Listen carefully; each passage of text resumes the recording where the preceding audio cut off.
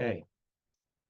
Well, hi, everyone, and welcome. We are so glad that you could join us here today. My name is Brandon Board, and I am the Digital Services Coordinator at Waubonsie Community College in Sugar Grove, Illinois. And I am also a member of CCC OER's Professional Development Committee, and I am here as your moderator for this afternoon's session.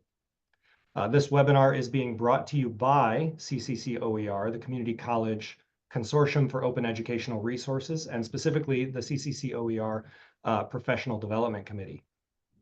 CCC OER is a regional node of Open Education Global. It's also a community of practice focused on expanding awareness and adoption of open educational resources, practices, and policies. Members represent colleges and organizations that serve millions of students across North America and beyond.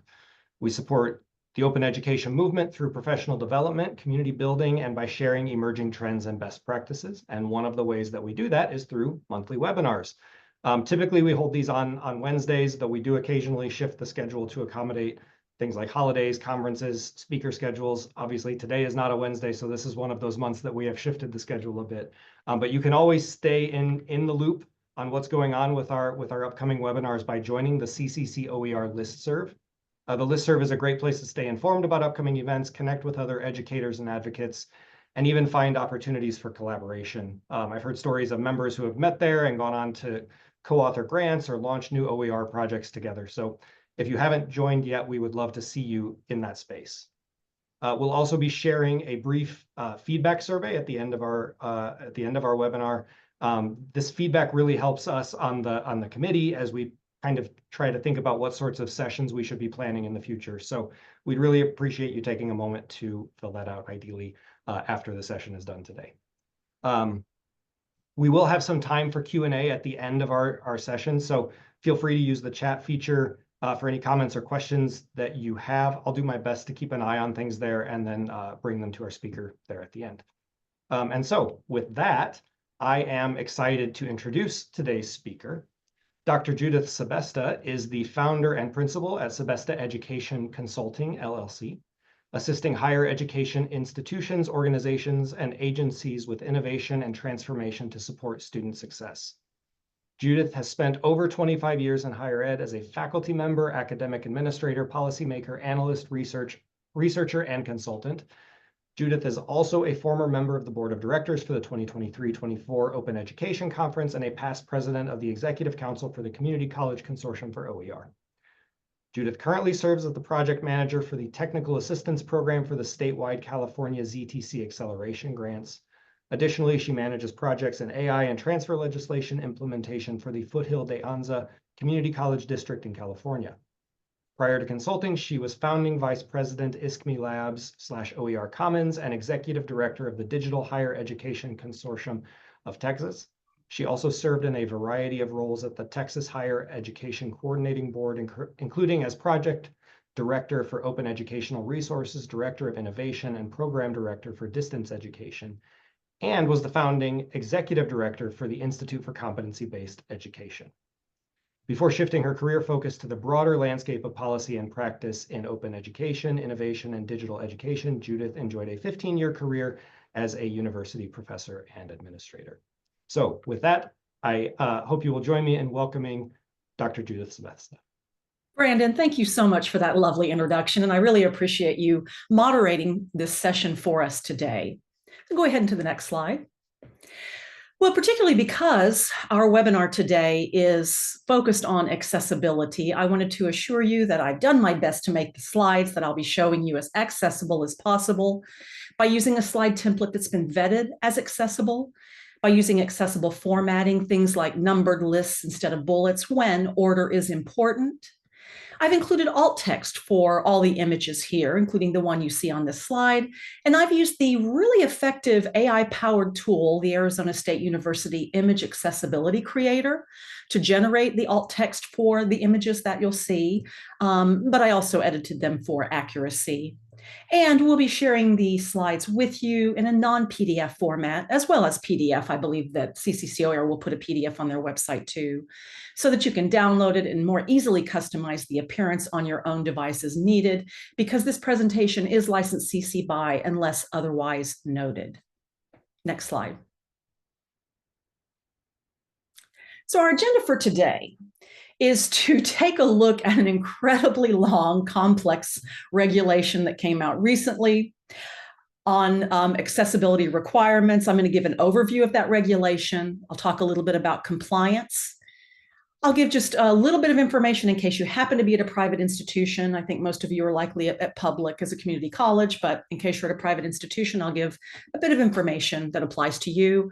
I'll talk about the exceptions quite briefly, tell you some information about what this means for impact and enforcement at your college, and give you just a few strategies for success. But I'm also going to outline some strategies at the intersection of OER and accessibility that might set you up more for success if you are engaging in OER at your colleges, including an overview, how to start, tips and strategies, just give you a little sense of some UNESCO recommendations that are out there right now, and there will be a slide with links to more information for you. But I also always like to give the caveat that I am not a lawyer. I also am not an accessibility expert. So you're probably wondering why I'm doing this presentation. As a consultant, I have been engaged by a number of organizations to analyze the new accessibility requirement regulation. And this is under the purview of experience and expertise that I have in policy analysis. Next slide. So again, this is an incredibly complex regulation, and I, encourage you're going to need to have at least someone on your campus, be it your Office of Accessibility Services, your council, your campus council, legal counsel, to look at the full regulation. But in general, it revises the regulation implementing Title II of the Americans with Disabilities Act. It became effective on June 24th of last year, so it is currently effective. And it establishes requirements for making accessible the services, programs, and activities offered by state and local public government entities, including public universities and colleges, to the public through the web and mobile applications that they use. The standard that you now must comply for all digital resources at a minimum is the WCAG 2.1 Level 2A standard. There is a more recent higher level of standard that you can comply with, but this is the minimum standard for which you must comply according to this regulation. Next slide. Liz, thanks. Thanks for popping in links to these resources that I have included in the slides. So just to continue a little more kind of, what's the broader overview of the kind of information that might apply to your college. Public colleges and universities are themselves responsible for contractual, licensed, or third-party services meeting the accessibility requirement. Those third-party services are not responsible. You are responsible if you contract with those third-party services.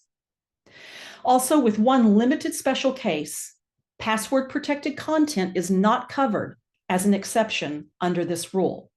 I'll give an overview of the exceptions that do apply, but in general, with one exception, password-protected content's not covered. So in other words, if you have content behind a password-protected LMS, that is not covered as an exception under this rule, or it is not an exception. Entities still have their existing obligations under Title III of the ADA, which mandates that a variety of entities, including colleges and universities, must ensure equal access for individuals with disabilities. Next slide.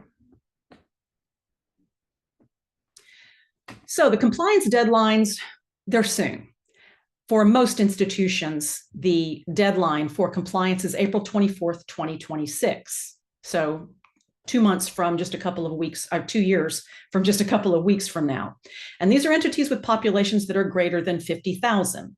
Entities with populations less than 50,000 or that are considered a special government district have a deadline of April 26, 2027, so they have an extra year. But let me just talk about this a little bit. Note that population refers to residents served, not to the institutional enrollment. So it's not the enrollment at your college, but it is the district that your college serves. Let me elaborate on this just a little bit. Next slide.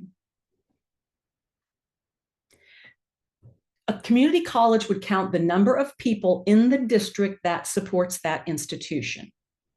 Now, only colleges that serve a very small county or service district, that'd be a population of less than 50,000, or a special district government will qualify for the later date. Depending on your state or a community college may or may not be considered a special district government, so you need to consult with the appropriate offices and individuals on your campus to determine whether or not you are. Next slide. Now, private institutions, I just wanted to say a word in case there happen to be any here in attendance at this webinar today. They are not they are not covered by this regulation, not this regulation specifically. But if you receive funding from the Department of Health and Human Services, you are subject to separate regulatory changes that recently imposed the same standards under a similar deadline. And private institutions, as well as public institutions, still have their existing obligations under Title III. Continue. So I did mention that there are some exceptions to the rule, but I'm going to go ahead and give a caveat twice, up front and at the end of this list of exceptions, that these are in reality quite narrow and likely difficult to implement. The first exception, archive web content that's not currently used.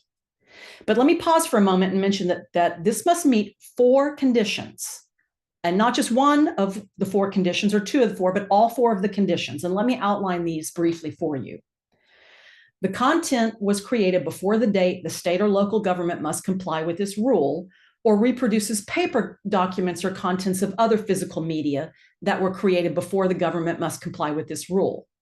And the content is kept only for reference, research, or record keeping. And the content is kept in a special area for archived content. And finally, the content has not been changed since it was archived. So an example might be something like a program for a summit or a conference that you held 10 years ago. But it would need to meet all 4 of those conditions in order to be considered an exception.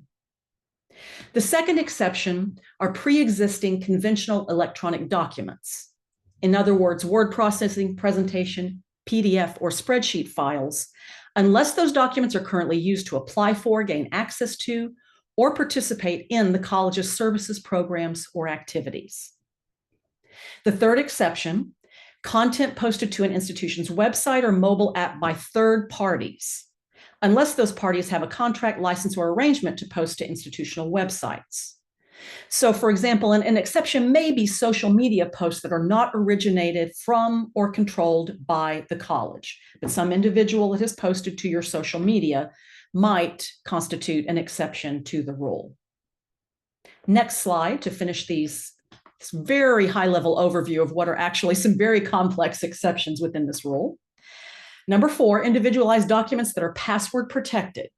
In other words, CDEs that I had mentioned before that are about a specific individual, their property or their account, and that are password protected or otherwise secured. So keep in mind, this is individualized documents about an individual. And the final are pre-existing social media posts made by an institution before the date the institution must comply with this regulation, the 2026 or 2027 date. However, again, let me emphasize, when you look at these, and you would need to look at them in detail within the regulation itself, all of these are in reality extremely narrow, and some could require a significant amount of effort to implement. But I'm going to give you some strategies to address this in a little bit. Next slide. So what's the crux of impact and enforcement at your college? Well, here you go. Nearly all digital material hosted by a public university or college must be compliant, including most content that is password protected. That's kind of the bottom line that you need to be thinking of. Now, this is a move from being reactive to proactive. Instead of primarily responding to individual students' accommodation requests, colleges will now need to make content accessible from the outset. But I will say, in my analysis of this regulation, remediating documents like PDFs particularly may be the greatest challenge in complying with the new regulation, particularly because on our campuses, we tend to use a lot of PDFs for a lot of the services, support, and instruction that we provide our students. And let me emphasize again, institutions must ensure that all contractual, licensed, and third-party services meet the accessibility standards. It is not up to them to ensure that they do, it's up to you to ensure that they do if you contract with a third-party service. But I'll talk a little bit later about some strategies to do that. What does the regulation say about enforcement? Well, in reality, not a lot. That it will occur primarily through complaints and lawsuits alleging non-compliance, not Department of Justice actions. But let me pause here before we move forward and talk just a little bit about our current administration and what that means potentially for this regulation. Now, remember, I am not a lawyer, but I am going to read a statement that I've fairly carefully composed from a number of sources to address our current administration and what that might mean for this regulation. Because I know that some are waiting to see how likely it is that the rule will be enforced, especially under the current Trump administration. Disability rights advocates acknowledge that Trump's administration likely will usher in a wave of government deregulation. We are seeing that already. Still, advocates say colleges should at least try to make progress toward compliance. Undoing the regulation would, in reality, we think, although there's a lot of things that are moving target right now within this administration, but undoing the regulation would require another rulemaking process, and disability rights laws will likely be low on the priority list of laws for being overturned. Even if government enforcement is lacking, the DOJ did acknowledge in its final rule that it has limited enforcement resources. Experts say the biggest risk to colleges once the deadline passes is a surge, as I'd mentioned, in private complaints and litigation from students and disability rights organizations. But think about it, when that happens, colleges lose something that they really prize for good reason: control. So one way you can think about working towards compliance is risk management. So that's just some things that I wanted to state, given the kind of current regulation and federal climate that we are under. Next slide.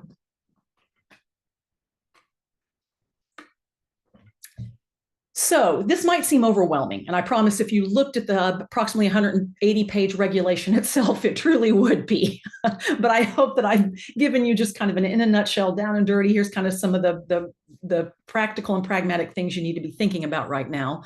But here's some potential strategies for your college.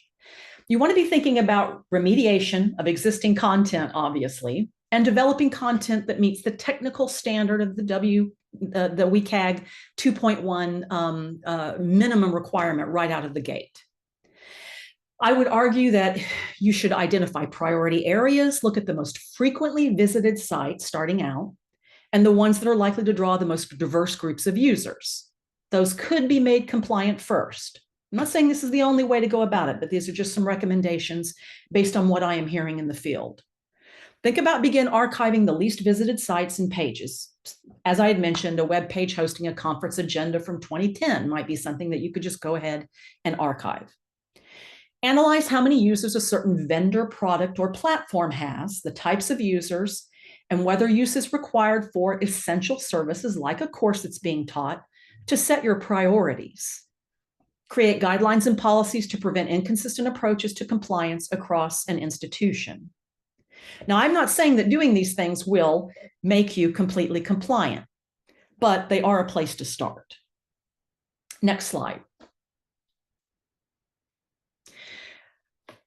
I've been talking a lot about compliance in order to meet the standard, to comply with the government regulation, but I would really encourage you to think about this in a very positive way, and that is that accessibility in the end benefits everyone.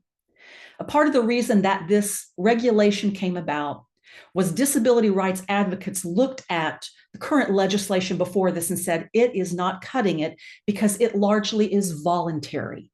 And we need stricter standards in order to ensure that our public resources that are digital are accessible to everyone. So it really is, at least in our sector of education, about ensuring that all students have equal access to education. And don't we all want to support that? When digital resources are inaccessible, Students with disabilities face unnecessary barriers that hinder their academic success. And so I would argue that creating accessible content benefits everyone. So I just urge you to think about this regulation in that spirit. Next slide. Good. I think we're doing good on time. So I'm just going to go ahead and continue. I haven't seen any burning questions come through the chat yet, but please, as I go, please feel free to start entering those in chat, or I'm sure we'll have time if you are going to want to unmute yourself and ask questions, or talk a little bit about how you on your campus and your context are grappling with this regulation already. Now, I think you might remember that Brandon mentioned that I have some experience in open educational resources. It's one of my areas of expertise and that I work in. So I've been pleased that I have been asked to make some connections and intersections between this regulation and open educational resources. And I know that working in the intersection of OER and accessibility is something that is not new to many, if not most or all of you. But just thought I would provide a little information from my perspective and what I'm hearing in the field. What this really means is that all digital open educational resources hosted and are used by a public university or college must be compliant. That probably goes without saying, I hope. But think about this. It means that you're responsible to ensure the accessibility of content available through what are essentially third-party providers, repositories and organizations like OER Commons, OpenStax, LibreText, Pressbooks, etc. Now, hopefully they're already working, if they don't already, ensure that any OER available through them are accessible, but you ultimately, through this regulation, are responsible at your college to ensure that those OER are. So I think that from a broader perspective, this really presents a challenge for already often under-resourced OER development, adaptation, and adoption. But thankfully, in my view, many, if not most, OER are already being built with accessibility in mind via that general ethos of open. Next slide. One way to start, by the way, is to look at VPATs. Many of you are probably familiar with VPATs, voluntary product accessibility templates, that are a form filled out by vendors that show how electronic resource or platform addresses accessibility. Aloha, yeah, hi Aloha, nice to see you. Commercially published digital textbooks must be accessible too. Yes, they must be, but under this regulation does not cover private entities. So under this regulation, commercially published digital textbooks are private entities and are not covered. Those companies that publish those wouldn't be covered under this regulation. Aloha. But I also want to point out about VPATs. Be careful about these because the name says it all. These are voluntary.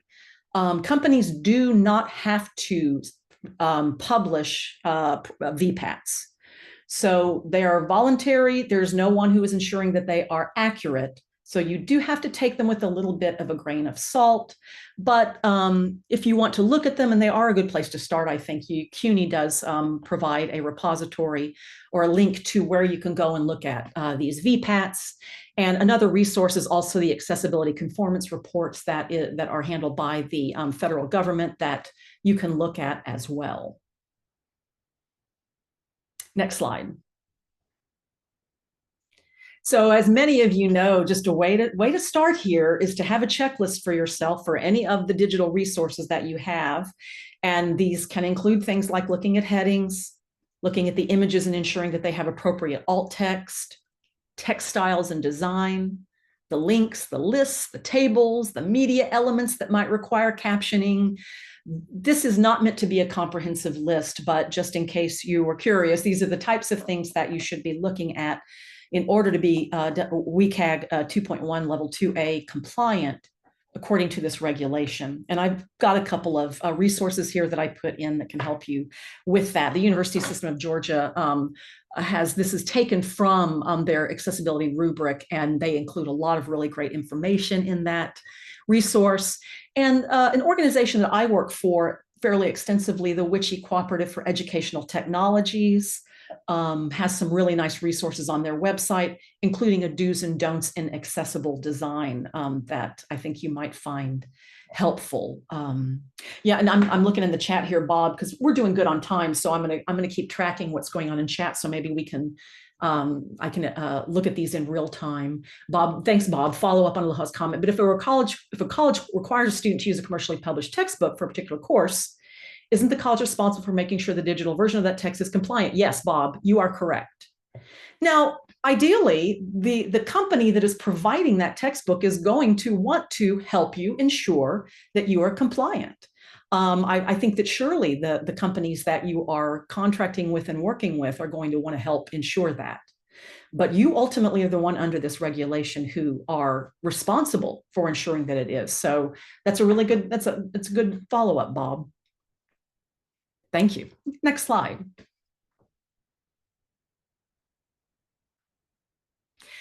It's just some very general tips and strategies. Collaborate with your colleagues. You're here, I would imagine, because you're used to collaborating within the amazing resource and world of CCC OER and OE Global. And so I would urge you to collaborate CCC OER and the network that you have available to you through this organization, but also various units across campus, Center for Teaching and Learning, online learning, obviously the Student Disability Services Office or whatever that might be named on your campus, human resources, information technology, and communications and marketing. Keep in mind that this regulation does not just apply to instruction and learning on your campus, but to all digital content on the campus. That can include anything that's available through to students and the public on your website. That can include digital content available through your SIS. It is everything. And I would tell you often a good place to begin collaboration is communications and marketing, because it's quite likely that your offices that manage those roles and those services and those initiatives are well ahead of this, I would say. So just might not think about that, but I would encourage you to. And use scalable approaches. You know, if you need to, begin smaller, but scale up. And there's more information about that within this WCET document, Creating Accessible Content. And think about proactively planning for a diverse student population using strategies like universal design for learning, which I'm sure many of you are aware about. Benefits everyone, not just those with disabilities. So just be proactively planning in this way. Probably many of you already are. Sherry, it's a great point within the chat here. Some things to think about. Timesheets. It's kind of one of the reasons, Sherry, that I mentioned human resources, is that this doesn't just apply to your students, it applies to everyone on campus. So digital materials that are available to employees, to staff, to administrators, to the public at large must be accessible according to the WCAG 2.1 Level 2A standard. So thank you for pointing that out, Sherry. There's a lot of documents that you might not think about have to be accessible under this. I'm not trying to overwhelm you, and I know this is going to be easier said than done, right, Aloha? Wow, I know, an understatement. It's easier said than done, but again, think about it as benefiting everyone. It benefits everyone. Next slide. We really are doing great on time and should have lots of time to discuss, to ask questions.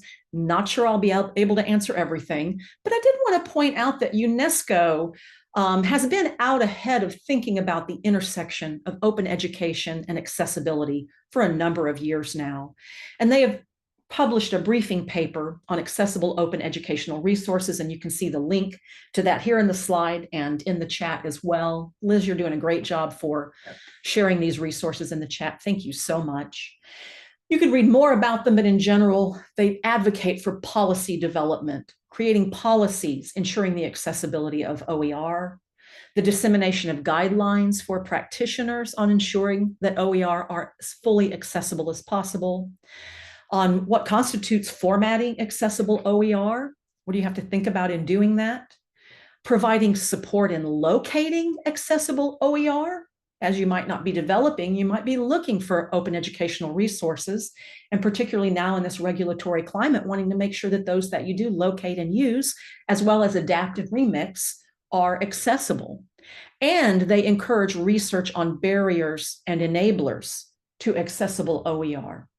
I think given this regulation, and if it does continue to be in place at the federal level, I think we are going to need to have and going to see more and more research in this area. And I hope that we do. Next slide.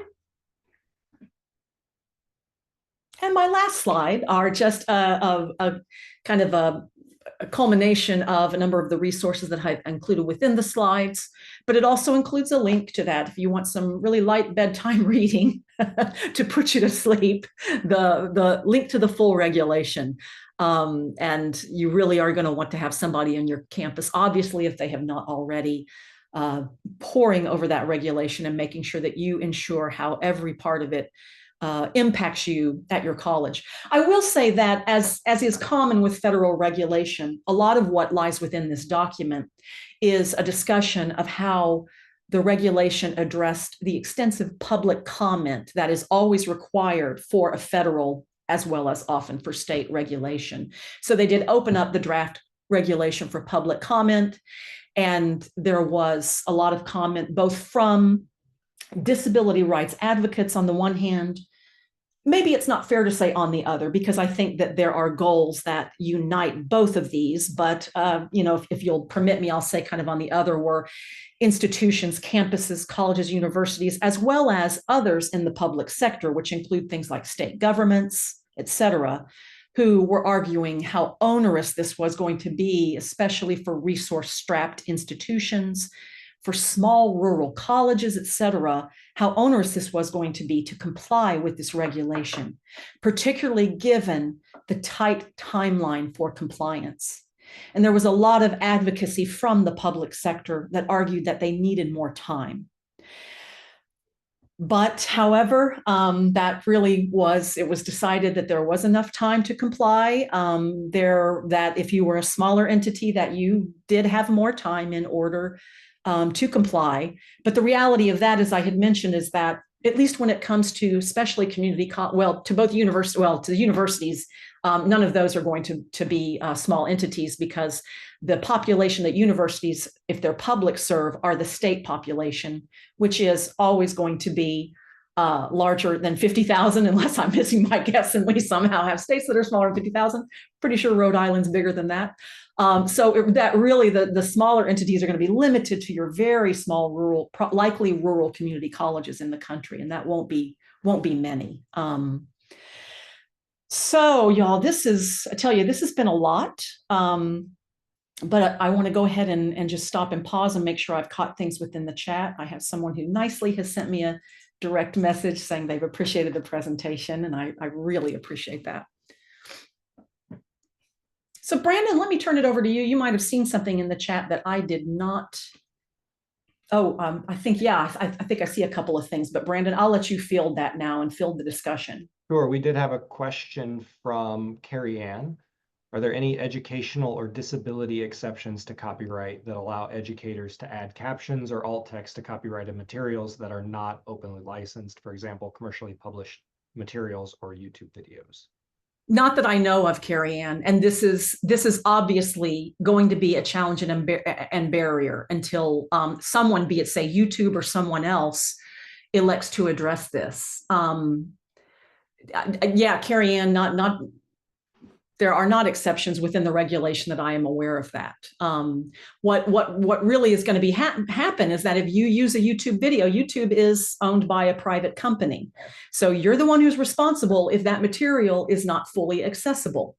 But hopefully those private companies like that would be willing to work with public entities in order to ensure that that material becomes fully accessible. But that's an excellent question, Carrie Ann, that to my knowledge is quite outstanding out there right now. We have a follow-up from Bob. In my experience, some of the cooler or more engaging learning technologies, for example, virtual science labs, virtual reality, are often not fully compliant. What leeway does a college have in providing equivalent learning resources as accommodation, even though those resources are often not as cool?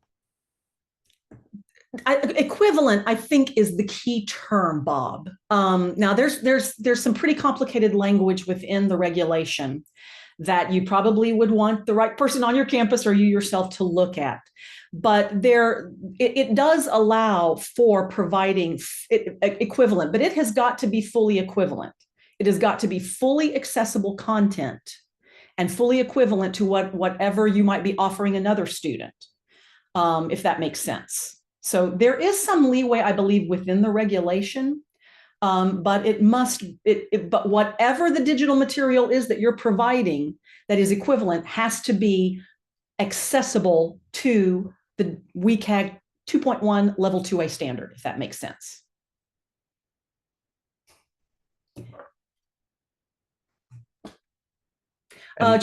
Jeff said, so I saw this last one here. Sorry, Brandon. Social media posts posted before the ruling are considered. It depends. It depends on whether they were posted by the institution and if they're still currently accessed by someone. There's some exceptions to that. There's some nuances of it, Jess. So I would just caution you when it comes to social media to have the appropriate people in your office look at that content within the regulation. But they can be an exception, but they have to meet some certain requirements if they're posted by the institution.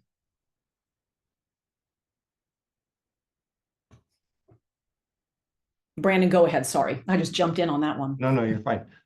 Brenda had a follow-up to Bob's question. Could some technologies be tagged in courses as optional learning materials to get away from the requirement? There's a good question. I don't know for sure. I would need to go back and look at the regulation. I suspect if it exists and is not covered under one of the stated exceptions, if it exists in the LMS anywhere, I believe that it would need to be accessible. And I would caution everyone to not be looking for things to be exceptions. You should be thinking about anything that's digital on your campus being fully accessible according to that standard. But I believe that if it is there, even though you're saying it's optional, I believe that it would still need to be. But I'm going to say I do not know 100% that that's true. And yeah, Dory, the regulations also apply to public libraries. Yes, not to private libraries, but it does apply to public libraries. Dory, that's a great question.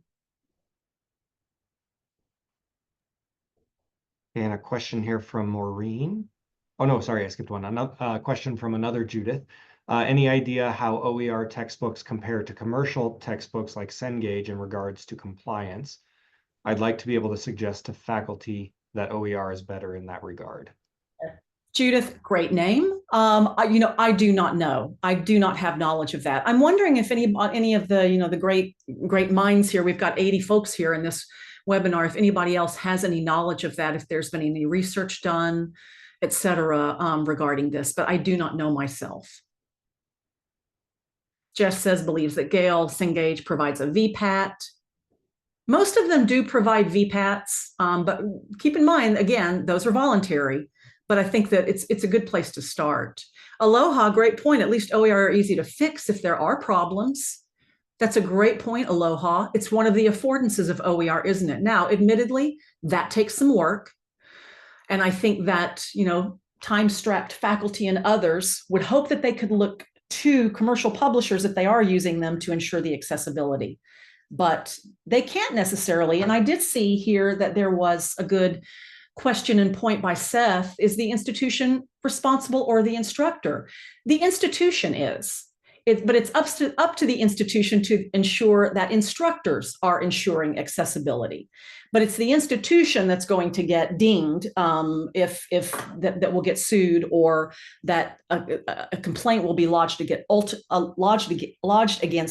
ultimately under this regulation, not the instructor. The regulation does not say that individuals in public entities are responsible. It says that the public entities themselves are responsible for compliance. And a question here about databases and e-resources that the institution subscribes to. Are they subject to the new regulation for compliance? Yes, absolutely. Absolutely.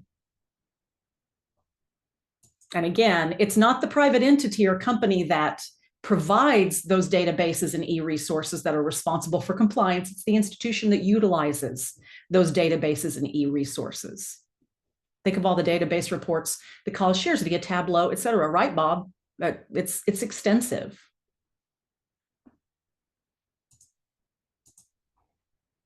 Yeah, Sherry, that's the challenge. How do we get folks to do the work? There has to be some top-down mandate. Sherry, it's such, I mean, it's going to be incredibly complex, incredibly time-consuming. You know, I think about the things that we may have to take away from other initiatives in order to do this. But again, I just want to say, in the spirit of positive thinking, that this benefits everyone. That it really does benefit everyone on our campuses and beyond, to ensure accessibility for all. And we've got a discussion here going about Cengage, right, Brandon? I looked it up, and Cengage states that we are taking active steps to make sure our products adhere to the standard under the regulation. Jess points out, I'm not sure if that means they're compliant, though. You know, it obviously, as I had mentioned before, it behooves these companies to ensure that the products that they provide our colleges are compliant. However, they also, I'm sure, to be perfectly frank, are aware that you have contracts with them, and often those contracts span years. It's not easy to change providers and vendors. You can't do that at the drop of a hat or very quickly. But contracts are a limited term, and these companies are aware that at some point the contracts are going to expire. And so again, I would hope that they would be working quite actively to ensure that they are compliant according to the standard, and would be willing to work with you to ensure compliance. So it's, you know, while it may not be a two-way street in terms of the regulation and who is responsible, I like to think that surely it's going to be a two-way street, because it does benefit all, to ensure compliance. Oh yeah, Sherry mentioned when in talking about universal design, and I start all my talks with a picture of a curb cut and ask folks if they use it. I have an elderly dog. I'm sorry, he passed away last month, an elderly dog with severe arthritis, and he had to use those curb cuts all the time. And I was always so grateful, just on a personal note there. Let's see, Brandon, what else is, oh, thank you all so much. I'm sorry, it's difficult, as I'm sure many of you understand, but I'm just, you know, it's by way of a personal example of how these curb cuts can benefit those ourselves and those in our lives, including our pets.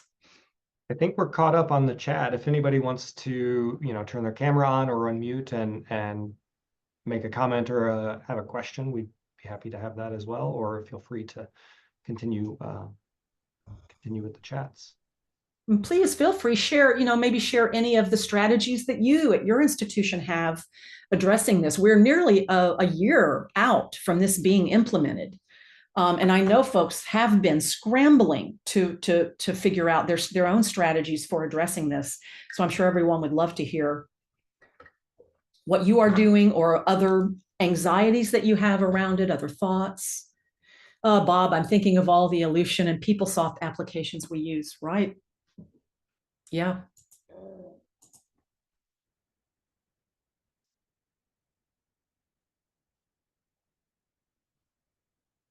Yeah, there's Dory, you know, Dory had, when we were talking about, is the institution responsible or the instructor?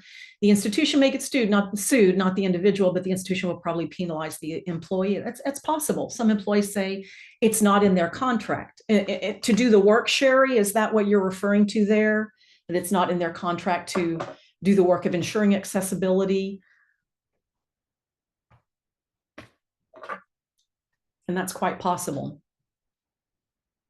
Aloha says there should be a way to collaborate statewide a bit on accessibility checking for our third-party vendors that we all use. Aloha, you know, you've hit the nail on the head for what my hope is for this work, is that we're all in it together. We're all, as public entities, in this same boat. Private entities, as I had mentioned, are too in some capacities, and there may be future regulations that come down and that apply to private entities in the same and full way that public entities, that they apply to public entities. But I sure would love to see more and more collaboration and coming together to help each other address this. And I'm sure that that's happening. And if it is, I hope it continues to, and I just hope it expands. And putting pressures and demands on the third-party providers to help ensure accessibility to the standard. And please do, let me mention, as I'm sure some of you, I know Aloha's aware of this, and I have the pleasure and privilege of working with Aloha on a number of projects. But keep in mind there is a higher standard now. When this regulation was created, it really I believe it was during the public comment that the higher standard was being developed. But it was determined that the regulation would stay with the lower standard that had already been out in the public. And so just keep in mind that there is a higher standard now, and that what you might want to be thinking of is complying with that, or using that higher standard, that higher technical standard, and not just the 2.12a.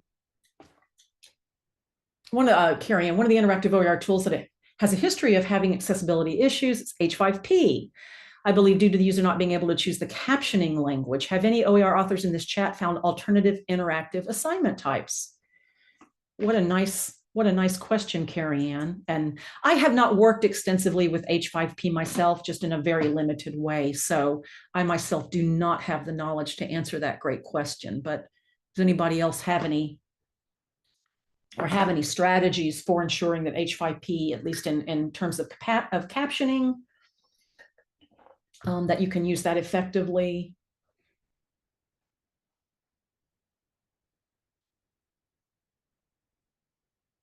And while we're waiting to see if there's any responses to that, or someone else has anything to say, another area that I work in fairly extensively is artificial intelligence. And that's not a topic for today, obviously, but AI can help support us in this work, I do believe. And it's becoming increasingly more effective, I think, in helping to support accessibility, in doing things like helping to create alt text, like the tool that I used here for this presentation, for doing things like helping to create captioning.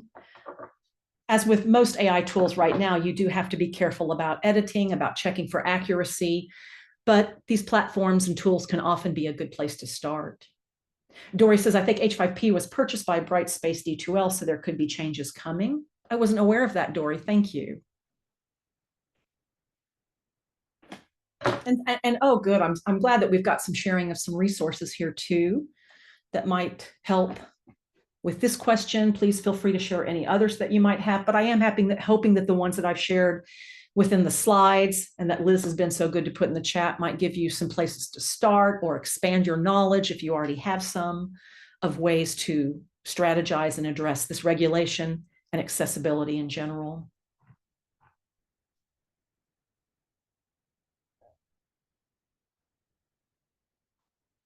Sherry says, some of my colleagues, some of my colleges, sorry, have begun to use Census Access, not too expensive, and can handle PDFs and other materials. I've heard of that. Thank you, Sherry. Particularly since, as I had mentioned, PDFs are a bit of a sticky wicket. We use a lot of them, and they can be more difficult to ensure accessibility. Full accessibility according to the standard, I would say.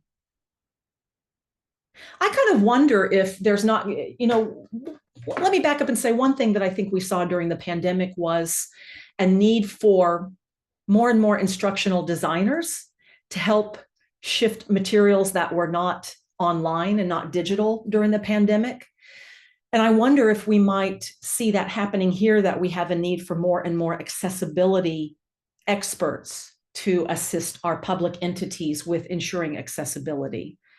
I think that maybe that's already happening, and maybe, I don't know, maybe some of you are seeing that. You see more and more ads for consultants or for staff to come on board to help with accessibility.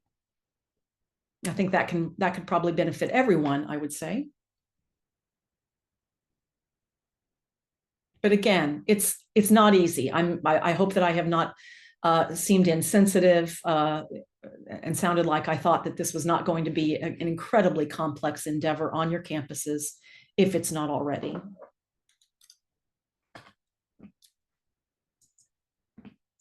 You bet. More IDs can help. Yes. Yeah. And both IDs as well as accessibility experts who might not have instructional design experience, Bob, but it's still good for faculty to know the accessibility basics so they don't paint their ID helper into a corner, Bob, right? That's very, very true.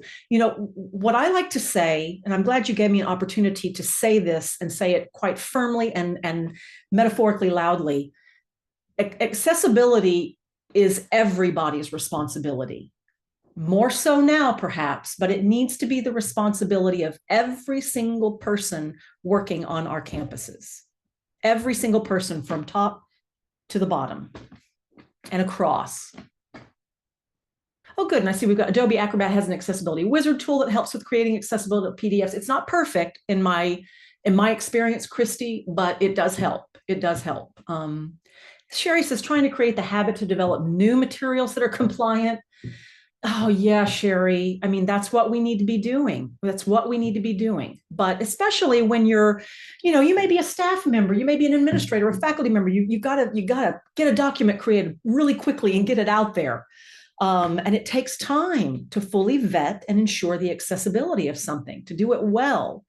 But you're right. That's what we need to be thinking, is being proactive, not reactive. Norma, great question. What other tools are institutions using to automate remediation? Anybody else have any suggestions for tools? Automate's a challenging word there, since context and meaning are often important factors and often require a human, Bob, right? Which you could say about artificial intelligence in general, I would say, whether it be that's you're using it to automate or not. Going to need that human factor in order to ensure the accuracy, to ensure that the context is considered. But wizards can help a lot. Yeah, they can, can't they? They can help a lot, yes. Especially to give you a place to start.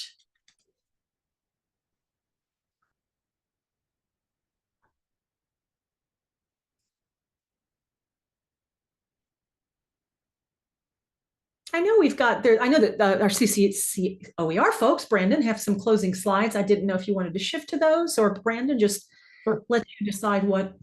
Yeah. If the conversation's sort of tapering off here, we can wrap up a few minutes early and give folks 5 or 6 minutes of their day back.